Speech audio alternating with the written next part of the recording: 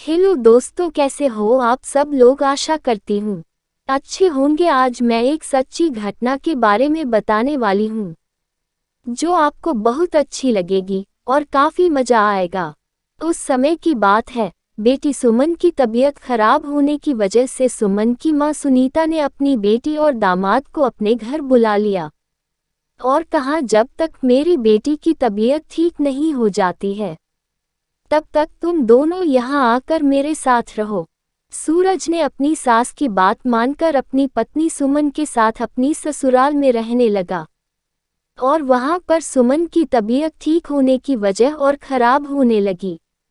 सुमन की तबीयत खराब देखकर वह सोफे पर बैठकर अपनी पत्नी के बारे में सोच रहा था कि तभी सूरज की सांस आई और बोली, क्या हुआ सूरज, तुम उदास क्यों बैठे हो।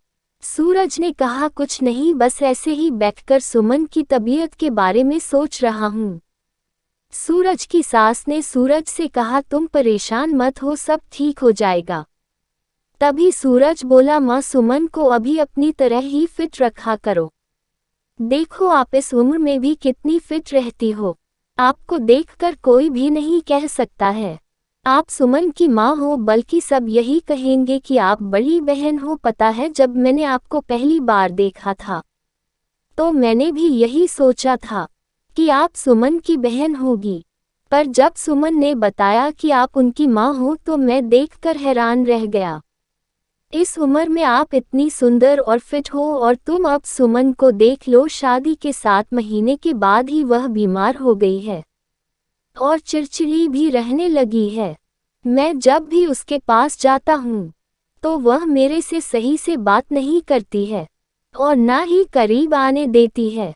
आखिर मैं उसका पति हूँ, कोई गैर मर्द नहीं। सूरज की सास सुनीता बोली, मैं समझ सकती हूँ कि तुम पर क्या बीत रही है। हर आदमी को अपनी पत्नी की जरूरत होती है। अभी सूरज बोला, काश मेरी शादी तुम जैसी फिटनेस औरत के साथ होती तो मैं भी शादी के मजे ले रहा होता। सूरज की सास बोली, अब भी कर सकते हो मेरे से शादी, वैसे भी मैं तुम्हें पसंद हूँ और अगर तुमने मेरी बेटी से शादी न की होती तो मैं ही तुमसे शादी करती। ये बात सुनकर सूरज सन रह गया और मुंह से कुछ नहीं बोला। सास बोली जा रही थी कि तुम भी तड़प रहे हो और मैं भी तड़प रही हूँ, हम दोनों की जरूरत एक ही है। अब क्या था, सूरज ने भी हाथ आगे बढ़ा दिया। मर्दों को तो थोड़ी ढील चाहिए होती है, बाकी काम तो वह खुद कर लेते हैं। उसी दिन से दामाद और सास का खेल चलने लग गया था। वह दोनों चोरी छिपे मिलने लगे, कभी साथ में बाजार जाते तो कभी साथ में गार्डन जाते। इसी तरह से दिन गुजरने लगे।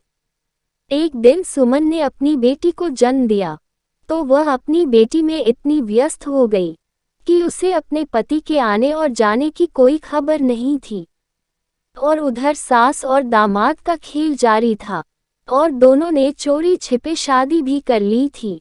एक दिन सूरज अपनी सास के साथ बैठकर रोमांटिक बातें कर रहा था।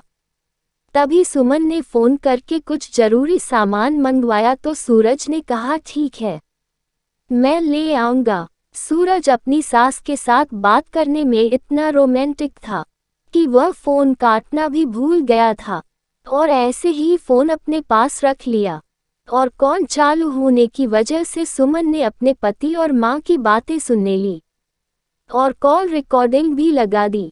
उसका पति सूरज कह रहा था कि आपके बिना रहा नहीं जाता और उसकी माँ भी यही कह रही थी कि तुम कब सुमन को हमारी शादी के बारे में बताओगे।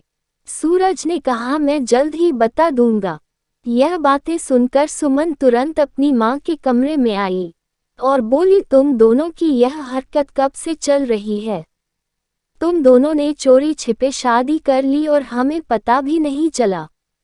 सूरज कहने लगा, क्या बकवास कर रही हो, हम सास और दामाद हैं, तुम्हें ऐसे कहने में शर्म नहीं आती है।